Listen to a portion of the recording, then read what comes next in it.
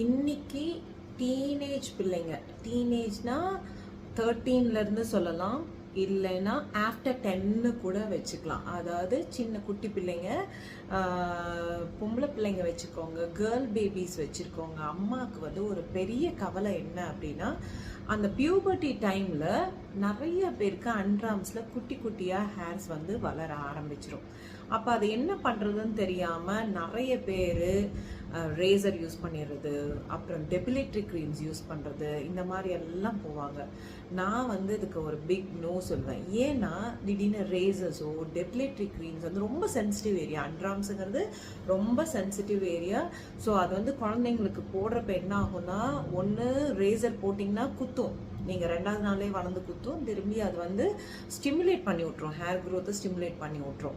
இல்லை டெபிலேட்டரி க்ரீம்ஸ் போட்டால் அலர்ஜிக் வரும், அந்த ஸ்கின்ல அந்த இடத்துல அலர்ஜிக் வர்றதுக்கு 95% வாய்ப்புகள் அதிகம்.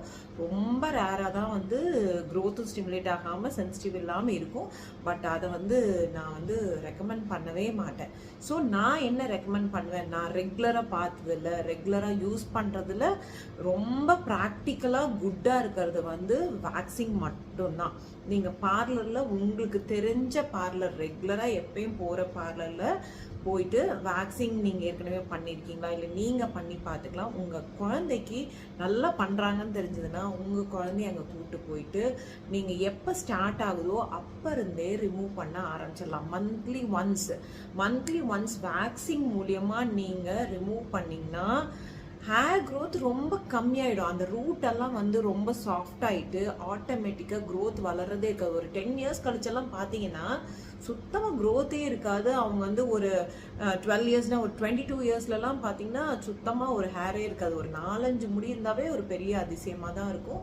ஸோ வேக்சிங்கில் மட்டும்தான் பாசிபிலிட்டி இருக்குது. இந்த மாதிரி ஹேர் க்ரோத் கம்மியாகவும் ஆகும், அதே சமயம் அங்கே பிக்மெண்டேஷனும் வராது, அதே மாதிரி சுத்தமாக இருக்கும், நீட்டாக இருக்கும். ஸோ குழந்தைங்கள ஃபஸ்ட் இருந்தே வந்து நம்ம அது மாதிரியே கொண்டு போனோம், ப்ராப்பராக கொண்டு போயிட்டா குழந்தைங்க ஸ்லீவ்லெஸ் போடுறப்பையா இருந்தாலும் சரி, ஒரு ஒரு ஹைஜீனிக்காக இருக்கிறதுலும் சரி, ரொம்ப நல்லா ஹெல்ப் பண்ணும் இந்த வேக்சின் தான்.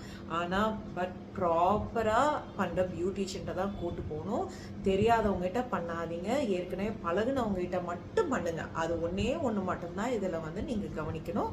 ஸோ நீங்கள் இப்பயே நீங்கள் யாரெல்லாம் டீனேஜர்ஸ் வச்சுருக்கீங்களோ, இல்லை டீனேஜர்ஸ் உள்ள அம்மாங்களுக்கு இதை ஷேர் பண்ணுங்கள். தேங்க்யூ.